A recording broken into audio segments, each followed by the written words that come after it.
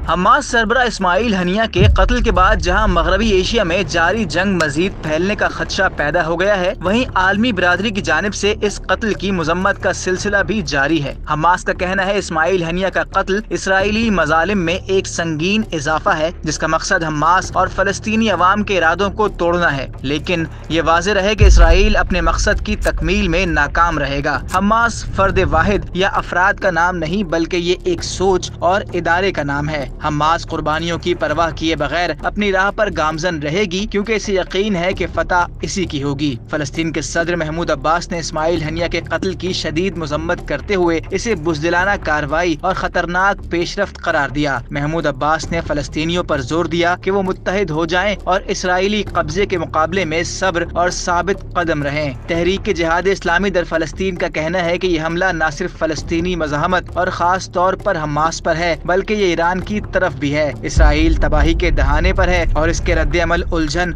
और अपने किसी भी अहदाफ को हासिल करने में नाकामी की अक्कासी करते हैं। इसराइल को अपनी तारीख में पहली बार इस तरह की मज़ाहमत का सामना है। तुर्क सदर उर्दवान का कहना है कत्ल का मकसद फलस्तीनी कौस को नाकाम बनाना, गजा में बहादुराना मज़ाहमत को कमजोर करना, फलस्तीनी भाइयों और बहनों के हौसले पस्त करना और उन्हें डराना है। सेहूनी बर्बरियत अपने मकासद हासिल नहीं कर सकेगी। इस्लामी दुनिया और इंसानियत के इत्तेहाद के साथ उम्मीद है कि गजा में जुल्म और नस्ल कुशी के खात्मे के साथ इसराइल की दहशत गर्दी का जल्द खात्मा हो जाएगा। हम 1967 की सरहदों पर मबनी आजाद और खुद मुख्तार फलस्तीन के लिए जद्दोजहद जारी रखेंगे, जिसका दारुल हुकूमत मशरकी यरूशलेम होगा। ईरानी सदर का कहना है उनका मुल्क अपनी इलाकाई सालमियत, इज्जत और वक़ार का दिफा करेगा और हमला आवर दहशत गर्दों को अपने बुज़दिलाना इक़दामात पर पछताना होगा। ईरानी सुप्रीम लीडर आयतुल्लाह खामनाई का कहना है मुजरिम और दहशत गर्द सेहूनी हुकूमत ने हमारे घर में हमारे प्यारे मेहमान को शहीद और हमें गमज़दा किया, लेकिन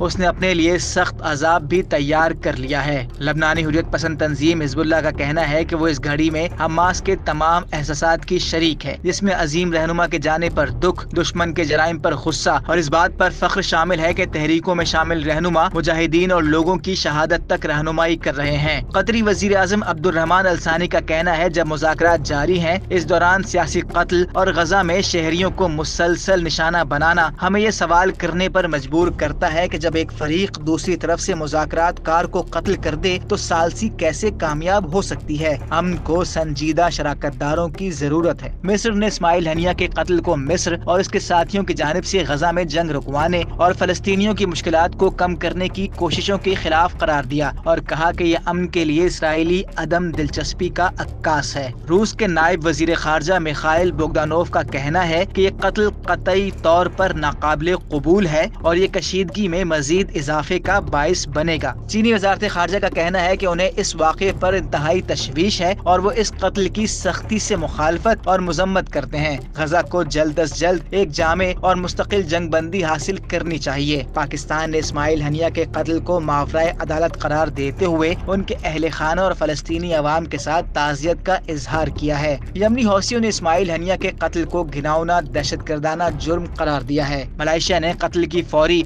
और मुकम्मल तहकीकात और जिम्मेदारों को इंसाफ के कटहरे में लाने का मुतालबा किया है। श्रीलंका के सदर रानिल विक्रमसिंघे ने कत्ल की शदीद मजम्मत करते हुए कहा कि वो ऐसे इक़दामात को कभी माफ नहीं करेंगे। मज़ीद न्यूज़ अपडेट्स और डिजिटल स्टोरीज के लिए सब्सक्राइब करें डॉन न्यूज़ पाकिस्तान।